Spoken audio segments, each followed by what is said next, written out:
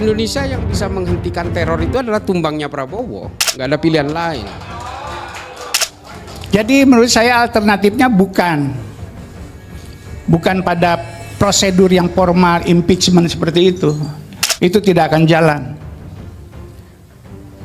Yang jalan hanya ini. Bisa nggak kita mengkonsolidasikan diri untuk menjatuhkan Prabowo? Mengaku sayang demokrasi, tapi mereka mengukur demokrasi itu dengan isi perutnya sendiri. Mengukur demokrasi. Pengamat politik Saiful Mujani dan Islah Bahrawi kembali dilaporkan ke Bareskrim Polri. Kali ini tuduhannya tidak main-main. Dugaan makar dan penghasutan untuk menggulingkan pemerintahan Prabowo Gibran. Presidium Kebangsaan 08 resmi membawa sejumlah barang bukti berupa rekaman, video dan transkrip pernyataan yang dianggap memprovokasi publik untuk mendelegitimasi kepemimpinan nasional. Di sisi lain, Islah Bahrawi menanggapi laporan tersebut dengan tenang, menyebutnya sebagai bagian dari proses demokrasi namun sekaligus menyayangkan adanya upaya pembungkaman. Suara kritis melalui jalur hukum, simak juga pernyataan tegas Hashim Jojo Hadikusumo mengenai adanya kelompok tertentu yang mencoba mengganggu stabilitas nasional melalui program-program prioritas pemerintah. Apakah ini murni penegakan hukum atau ancaman bagi demokrasi? Jadi menurut saya alternatifnya bukan pada prosedur yang formal impeachment seperti itu. Itu tidak akan jalan.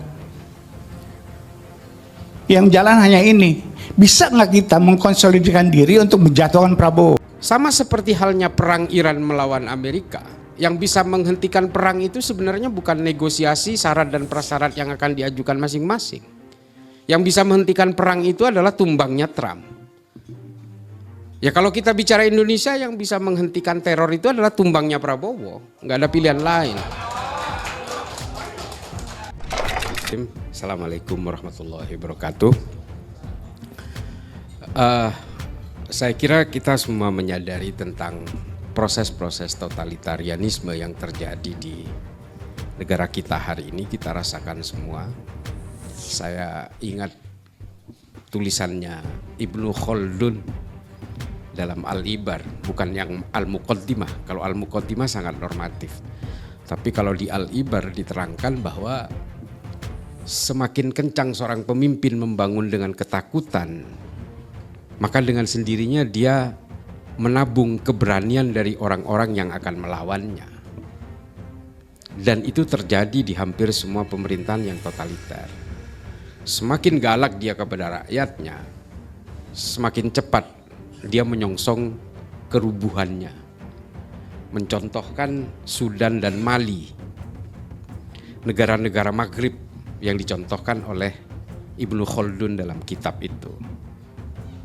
Semakin kejam dia kepada rakyatnya, maka sama artinya dia dengan membangun perlawanan dari rakyatnya yang semakin besar. Perang hari ini, kebetulan yang hari ini berperang ini wilayah saya runtang-runtung, ngopi, ngerokok. Mulai dari Irbil sampai ke Uni Emirat Arab sampai ke wilayahnya Houthi di Yaman Utara. Ini sebenarnya memang wilayah saya. Ketika saya berusaha untuk mencari teroris-teroris asal Indonesia yang mengatasnamakan Islam pasca ISIS, di sini adalah wilayah yang saya sisir. Saya kira perang ini juga akan mempercepat terjadinya political unrest di negara kita.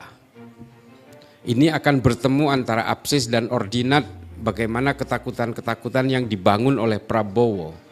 Dan situasi ekonomi yang akan kita songsong mau tidak mau akan sampai waktunya ketika BBM harus naik, ketika bahan pokok kemungkinan juga harus naik. El Nino 2 tahun ke depan itu akan membangun suffering yang luar biasa terhadap kebutuhan bahan pokok kita, dan kemungkinan dolar akan digdaya menindas rupiah. Saya kemarin menukar karena anak saya mau berangkat kuliah ke Malaysia, saya nukar uang rupiah ke ringgit Malaysia. Ketika dia mulai kuliah 1,5 tahun yang lalu, nilai ringgit itu masih 3.500. Kemarin saya nuker itu sudah 4.320. Kita dengan ringgit Malaysia saja sudah tidak ada apa-apanya. Keuntungan kita tidak ada. Ya ada sih ada. Mungkin pemain-pemain golf dari Malaysia sekarang banyak sekali di lapangan golf. Saya juga main golf sama seperti Bang Prof Saiful Mujani. Jadi saya tahu persis ini orang Malaysia lama-lama menjajah kita di lapangan golf. Dan saya betul-betul paling galak kepada Prabowo belakangan ini sampai ini saya mungkin sedikit cerita. Saya harus ceritakan ini. Tiba-tiba saya dihubungi oleh istana. Saya tiba-tiba dihubungi oleh istana, tapi saya pikir mereka akan marah-marah ke saya, tapi tidak saya perlu sebutkan namanya. Kita tahu siapa di istana ini yang selalu beratasnamakan istana itu. Saya pikir akan marah, tapi ternyata dia berterima kasih karena saya sudah mengingatkan bahwa Prabowo lebih baik memperhatikan rakyatnya sendiri daripada hanya runtang-runtung dengan Trump. Dan mereka mengatakan dengan ini Pak Prabowo akan sholat Id di Aceh sesuai dengan sarannya Mas Islah katanya. Loh, saya nggak menyarankan sholat Id di Aceh kok. Saya bilang coba lebih baik konsentrasi ke pemulihan pasca bencana di Aceh. Ya ini akan kita wujudkan dengan sholat Id di Aceh katanya. Di mana sholat Idnya? Di Masjid Baitur Rahman. Oh salah dong. Kalau mau lebih epik ya sholat Idnya itu bersama pengungsi di Pidi atau di Tamiang. Saya bilang. Oh iya akan kami pertimbangkan. Dan ternyata memang bersama pengungsi. Tapi sayangnya di situ lagi-lagi misleading information mungkin yang dia terima. Dia bilang sudah hampir 100% pengungsi Aceh tidak hidup di tenda, tapi ternyata fakta berbicara berbeda. Jadi kalau menurut saya Prabowo ini demensia. Dia sudah pikun. Jadi sama seperti halnya perang Iran melawan Amerika. Yang bisa menghentikan perang itu sebenarnya bukan negosiasi syarat dan prasyarat yang akan diajukan masing-masing. Yang bisa menghentikan perang itu adalah tumbangnya Trump. Ya kalau kita bicara Indonesia, yang bisa menghentikan teror itu adalah tumbangnya Prabowo. Nggak ada pilihan lain. Ya dengan segala hormat harus saya katakan begini, karena memang kita kan diajarkan oleh buku-buku Fukuyama, The Origin of Political Order. Kalau kita bicara tentang teror, ini mohon maaf saya tidak menjebak teman-teman untuk makar, enggak. Tapi memang kalau kita bicara tentang konsepnya Fukuyama, kalau kita tahu kepala Bais mundur atas teror kepada Andri Yunus dan seterusnya, kalau kita bicara tentang the origin of political order, ya seharusnya memang political order itu the originnya adalah presiden sendiri. Orang menjadi berani untuk meneror rakyatnya, ya dia karena merasa sami'na wa ato'na dengan presidennya. Dia merasa didukung, dia merasa mendapatkan ruang. Ya hari ini kan memang negara ini dikepung oleh tentaranya sendiri. Sama seperti Kopdes, mobil yang diimpor dari India dan seterusnya. Ini kan tentara semua. Belum lagi polisi yang disuruh tanam jagung yang pura-pura berhasil panennya padahal gagal semua. Belum lagi dapur-dapur MBG yang dilakukan oleh polisi yang tidak minta anggaran dari negara. Dari mana anggarannya? Jangan-jangan dia meres rakyat. Jangan-jangan dia melindungi illegal mining. Kan kita nggak tahu. Saya terus terang bisa saja mengkritik siapa saja. Meskipun saya sempat jadi tenaga ahli di Mabes Polri yang pada akhirnya memang dicopot. Gara-gara dukung Pak Mahfud di Pilpres. Saya kira ini kemudian menjadi resiko-resiko yang saya sejak dulu memang kritis juga kepada polisi. Saya kira memang, mohon maaf Bapak Ibu sekalian, guru-guru saya semua yang ada di sini, Mas Sukidi, ada Mas Ri, ada Bang Ferry, ada Romo Setio. Saya memang sangat kencang ketika berbicara tentang Prabowo ini. Saya izin ke Pak Mahfud. Abah, saya manggil Abah ke Pak Mahfud. Hari-hari saya bersama Pak Mahfud di MMD Inisiatif. Saya bilang, Abah saya harus bicara kencang soal Prabowo. Ini nggak bisa didiamkan begitu. Kata Pak Mahfud, ya memang kalau mau didengar ya harus kencang katanya.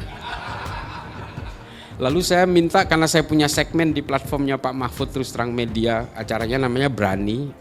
berbicara dengan hati nurani, saya teriak-teriak di situ. Ya mumpung belum punya penyakit hipertensi, di situ saya memang saya gas terus. Dan berikutnya saya gas. Ini ada 2 konten lagi, saya lebih ngegas lagi. Saya minta Prabowo turun malah. Ini ya mudah-mudahan berani aja itu platformnya Pak Mahfud menayangkan itu. Karena memang tidak ada pilihan lain. Saya pembelajar sejarah Islam, Bapak Ibu sekalian. Saya belajar di Zaytuna Institute di Hayward, di California. Saya tahu persis bagaimana proses-proses kekuasaan itu terjadi. Ketika kekuasaan di tangan khalifah-khalifah pada masa lalu itu dijalankan dengan totalitarianisme, yang membunuh itu adalah either anaknya atau rakyatnya. Nggak ada pilihan lain. Kan kita semua tahu ada khalifah-khalifah yang dibunuh hanya karena dia dianggap totalitarian, dan itu bisa jadi menghinggapi Prabowo juga. Jadi teror-teror yang terjadi, saya juga korban teror. Saya mematikan akun X saya mematikan 1 nomor WA saya pakai 2 nomor WA, 1 nomor Tunis, 1 lagi nomor Libya, karena memang saya punya SIM cardnya.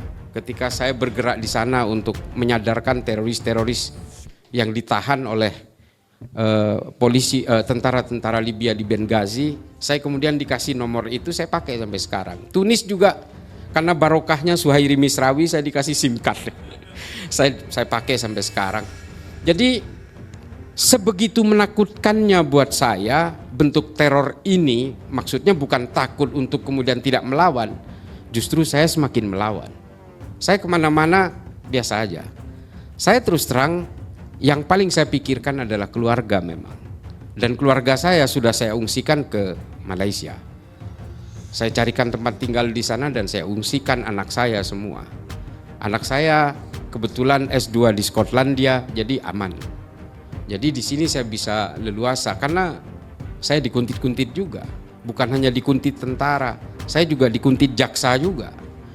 Karena saya sangat kritis juga terhadap hak impunitas jaksa waktu itu. Dan kuntitan-kuntitan itu terjadi sampai sekarang. Sampai saya harus ganti-ganti mobil, maksudnya naik Grab gitu. Jadi Bapak Ibu sekalian, bagi saya, tadi Mas Sukidi udah bicara tentang patriotisme. Kalau buat saya, wallahi hidup saya udah saya wakafkan untuk negara ini. Nggak ada pilihan lain. Kalau memang kemudian besok mati saya nggak wajar, udahlah percayalah, saya mungkin diracun tentara itu. Jadi ya buat saya tidak ada pilihan. Life once, enjoy it, move it. Kata Lincoln kan begitu. Jadi ya kita mungkin itu saja. Mudah-mudahan ini bisa menyemangati kawan-kawan. Dan kalaupun kawan-kawan misalnya diintimidasi, ya nggak apa-apa. Intimidasi saya akan terus bersuara. Selama saya masih hidup, saya akan terus menyuarakan ini. Dan titik kuncinya tetap satu. Ya Prabowo harus turun. Nggak ada obatnya. Dan saya punya keyakinan sebelum 2029 dia akan turun kok. Entah turun karena gerakan-gerakan organik atau karena kesadaran sendiri. Poin utama itu. Yang paling terakhir adalah perang ini, perang. Ini paling terakhir. Kebetulan saya kemarin diwawancarai oleh Washington Post lewat Zoom. Saya bilang memang ke Washington Post bahwa perang ini tidak bisa diinisiasi secara parsial. Hari ini ada 3 tentara korban kita di Libanon. Di Lebanon itu memang tidak ada kawan dan tidak ada lawan. Siapapun bisa terbunuh di situ. Wartawan pun juga sebelumnya terbunuh. Nah, Bapak Ibu sekalian, disinilah Prabowo itu harus tegas. Dia sebenarnya mau berdiri di mana? Kalau memang dia tidak tegas berdiri, entah dia either berada di pihaknya Iran, entah dia either berada di pihaknya Amerika. Dia harus memilih, tidak bisa dia bertindak abu-abu seperti ini. Kalau tidak, dia akan ditelan oleh geopolitik global yang akan berlaku setelah ini. Ini adalah restartnya geopolitik global. Saya kira kalau Iran menang, maka Indonesia akan menjadi negara yang ketinggalan dan Prabowo pasti akan dianggap bukan siapa-siapa. Jangan sok paling terkenal sendiri, jangan sok paling macan Asia sendiri. Dia akan jadi Hello Kitty itu. Saya bukan personal, tapi kalau dia tidak tegas dalam posisi, standing position dia dalam perang ini, pasti dia akan ditelan oleh rezim-rezim geopolitik global masa lalu dan dia akan hanyut bersama mereka. Saya kira itu, wallahul muwaffiq ila aqwamit thoriq. Wassalamualaikum warahmatullahi taala wabarakatuh. Waalaikumsalam warahmatullahi wabarakatuh. Saling menguatkan, ajang saling membesarkan hati dan mempererat persatuan dan kesatuan. Walaupun nggak lama setelah halal bihalal saya nonton sebuah video yang agak sedikit miris hati saya melihatnya. Jadi momen halal bihalal diisi dengan pidato-pidato sok paten, pidato-pidato yang memprovokasi bangsa sendiri, pidato-pidato yang mengajak orang lain untuk menjatuhkan pemerintah di momen halal bihalal. Jadi saya agak miris ya menyaksikan pidato-pidato di acara halal bihalal itu. Teman-teman, memang ada kelompok masyarakat di bangsa kita maupun di negara lain yang itu mengaku pejuang demokrasi, tapi mereka mengukur demokrasi itu dengan isi perutnya sendiri. Mengukur demokrasi itu dengan perasaan dan keinginannya sendiri. Jadi kalau keinginannya kesampaian, kalau perasaannya terpenuhi, kalau dia terlibat dalam sebuah kebijakan, maka dia akan bilang demokratis. Tapi kalau keinginannya tidak kesampaian, kalau perasaan-perasaannya tidak terpenuhi, kalau dia tidak terlibat dalam pengambilan sebuah kebijakan, dia akan bilang itu tidak demokratis. Ada orang-orang macam begini itu ada. Dan orang-orang yang macam begini itu biasanya selalu atau seringkali tergoda untuk menyampaikan kata-kata yang melampaui batas. Kata-kata yang melampaui batas itu adalah, ayo kita jatuhkan pemerintah. Ayo kita gulingkan pemerintah. Atau kalau yang agak konstitusional dikit, ayo kita impeach pemerintah. Memang di setiap zaman presiden, ada orang-orang seperti ini. Di zaman Ibu Mega, ada orang yang turun ke jalan ingin menjatuhkan Ibu Mega. Di zamannya Pak SBY, ada juga orang yang memprovokasi masyarakat untuk menjatuhkan Pak SBY. Di zaman Pak Jokowi juga ada. Dan hari ini 1,5 tahun lah, zaman kepemimpinannya Pak Prabowo, ada juga orang-orang yang kemarin merupakan bagian dari barisan yang kurang beruntung. Artinya dia kan mendukung capres-capres juga. Orang-orang ini kan kemarin juga mendukung capres-capres, tapi kebetulan kurang beruntung. Di pemilu terakhir mereka kurang beruntung. Jadi ya yang mereka dukung tidak menang. Dan hari ini yang berkuasa orang yang tidak mereka dukung. Dan mungkin ini hasrat untuk berkuasa tanpa pemilu ini yang meronta-ronta dalam jiwa mereka. Mereka ingin menempuh sebuah jalan untuk berkuasa tanpa melalui proses demokrasi. Mereka itu ngakunya pejuang demokrasi, tapi nggak pernah mau paham apa esensi demokrasi. Kalau perebutan kekuasaan dalam demokrasi itu difasilitasi kok, tapi lewat apa? Lewat pemilu. Kalau Anda ingin berkuasa difasilitasi kok sama demokrasi, tapi lewat apa? Lewat pemilu. Kalau Anda mengatasnamakan rakyat, difasilitasi juga kok oleh demokrasi, tapi harus dihitung. Anda mewakili rakyat yang banyak atau mewakili rakyat yang sedikit. Karena akhirnya demokrasi yang versi ada dalam kepala mereka kan juga hitung-hitungan. Apalagi nih yang menyampaikan ingin menjatuhkan presiden itu seorang profesor ilmu politik, seorang konsultan politik, seorang pollster. Sebagai konsultan politik kan beliau juga kaya raya dan tajirnya dari proses demokrasi, proses pilkada, proses pilpres, proses pileg. Karena kliennya presiden dulu, calon presiden, kliennya partai politik, kliennya caleg-caleg, dan yang hari ini mereka dia hina semua itu. Presidennya dia hina, partai politiknya dia hina, caleg-calegnya dia hina. Dia juga seorang pollster yang harusnya paham data. Hari ini boleh aja silakan aja Anda mengatasnamakan rakyat, tapi mengatasnamakan rakyat yang banyak atau rakyat yang sedikit. Lihat nggak hasil pollster lembaga Anda atau lembaga sebelah? Berapa approval rating presiden hari ini? Berapa banyak dukungan masyarakat terhadap pemerintah hari ini? Dan di zaman yang serba susah ini, di zaman yang serba sulit ini, ketika situasi ekonomi dunia kacau balau, ketika situasi keamanan dunia juga sedang tidak baik-baik saja, cuaca panas di luar, ada banyak pertengkaran di luar negeri, tapi di dalam negeri orang-orang yang mengaku pejuang demokrasi ini juga memanas-manasi suasana. Kan yang kita butuhkan hari ini adalah persatuan. Yang kita butuhkan hari ini adalah kerjasama. Ada satu semangat, satu hati, satu perasaan untuk menjaga bangsa kita bisa melalui keadaan yang sulit ini dengan baik. Ini kok malah mengacak-acak, malah memprovokasi supaya pemerintahan tumbang. Kalau pemerintahan tumbang mau diganti sama siapa? Mau diganti sama Anda? Atau mau diganti sama siapa? Dan belum tentu lebih baik kan?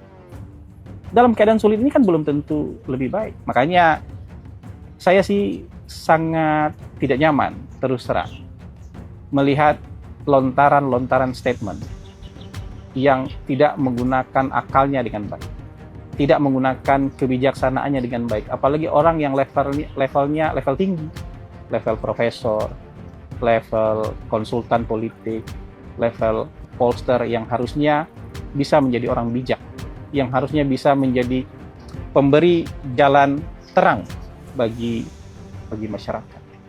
Dan ya, saya terpaksa mengungkapkan kekecewaan saya. Kritik itu nggak masalah. Silakan kritik pemerintah sekeras-kerasnya. Dan pemerintah juga berhak menjelaskan semampu mereka. Sekuat-kuatnya pemerintah juga harus, dan pemerintah harusnya juga boleh menjelaskan pembelaannya seterang-terangnya. Itu esensi demokrasi. Bukan esensi demokrasi itu harus mengikuti keinginan Anda.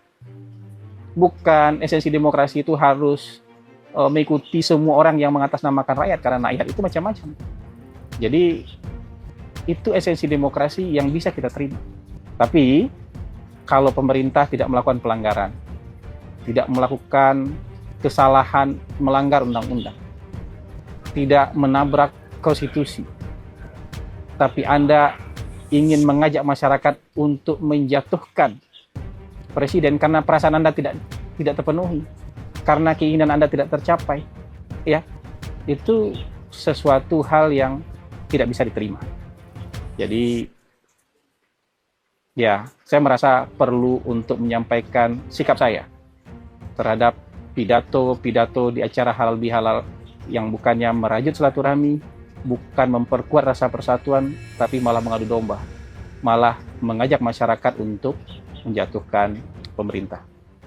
Nanti kita bahas lebih dalam. Terima kasih untuk kali ini, mungkin cukup sampai di sini. Terima kasih. Dari apa yang sudah saya sampaikan kemarin bahwa saya hari ini akan resmi membuka laporan di Mabes Polri. Saya rasa itu. Ada lagi? Ada yang dibawa nggak sih, Pak? Tim hukum kami sudah melengkapi data-data yang diinginkan untuk persyaratan awal untuk bisa membuka LP, pasti dilengkapi dengan data-data dan bukti-bukti. Tentu tidak akan saya sampaikan di sini, ya. Bukti-bukti itu milik kami yang akan kami berikan ke Bareskrim langsung. Sama tim kuasa hukum kami akan melaporkan saudara Saiful Mujani maupun saudara Islah Bahrawi, ya. Jadi hari ini adalah langkah selanjutnya setelah kami cermati, kami amati, kami pelajari bahwa sudah cukup untuk bisa melaporkan. Makanya saya masih menunggu tim kuasa hukum kami masih di belakang, sebentar lagi juga nyampe. Kita akan segera buka LP di Mabes Polri, saya rasa itu, ya. Supaya apa? Ini juga pembelajaran untuk saudara Saiful Mujani maupun Islah Bahrawi bahwa Anda seorang akademisi, seorang profesor seharusnya, apalagi Anda sebagai tim survei, tentu Anda apapun yang sudah disampaikan itu gampang menggiring opini, ya. Apa yang sudah Anda katakan mengajak banyak orang turun ke jalan dengan maksud dan tujuan menggulingkan pemerintahan yang sah, itu salah, ya. Pemerintahan yang sah adalah pemerintahan yang dilegitimasi oleh hukum dan sesuai konstitusi. Jadi kalau mau jadi presiden ya 2026 lah. 2029 nanti, ya. Bukan sekarang, terlalu prematur. Jadi sekali lagi, hari ini adalah langkah selanjutnya dari apa yang sudah saya sampaikan kemarin bahwa saya hari ini akan resmi membuka laporan di Mabes Polri. Saya rasa itu. Ada lagi? Ada yang dibawa nggak sih, Pak? Tim hukum kami sudah melengkapi data-data yang diinginkan untuk persyaratan awal untuk bisa membuka LP, pasti dilengkapi dengan data-data dan bukti-bukti. Tentu tidak akan saya sampaikan di sini, ya. Bukti-bukti itu milik kami yang akan kami berikan ke Bareskrim langsung. Ya, mudah-mudahan hari ini urusan buka LP sudah selesai, tinggal kita menunggu dari kawan-kawan dari kepolisian untuk bisa mengungkap kasus ini secara terang benderang. supaya kita tahu bahwa apa yang di semua orang sesuai kebebasan di sebuah negara demokrasi, tapi bebas yang beretika, bebas yang beradab, bukan sebebas-bebasnya tapi menabrak konstitusi, menabrak aturan-aturan di sebuah negara demokrasi. Saya rasa gitu ya. Pak, tadi ada Pak Nur Azhari, itu bagian dari tim kuasa hukum berarti? Pak Nur Azhari, saya belum ketemu ya, saya belum ketemu. Tapi yang jelas tim hukum kami sebentar lagi mungkin dalam hitungan menit juga akan sampai di sini dan kita akan resmi membuka laporan di Mabes Polri. Oke, saya rasa. Ya? Pasalnya yang jelas yang kita seingat saya kemarin itu menyebar kebencian, kedua penghasutan, ketiga makar ya. 3 pasal, tapi nanti mungkin ada pasal-pasal lain yang akan melengkapi pasal-pasal yang sudah akan kita laporkan ya. Kalau bicara pasal biar kuasa hukum kami yang bicara. Kalau kita hanya melaporkan karena bagaimanapun ini ada ketua Rampas 08, ada saya ketua umum Gerakan Cinta Prabowo yang sekaligus relawan Garuda Emas, Garda Cita Nusantara, sama satu lagi Gerakan Rakyat 08. Jadi semua yang terhimpun di Presidium Kebangsaan akan melaporkan apa yang sudah dilakukan oleh saudara Saiful Mujani maupun Islah Bahrawi. Saya rasa itu ya. Oke.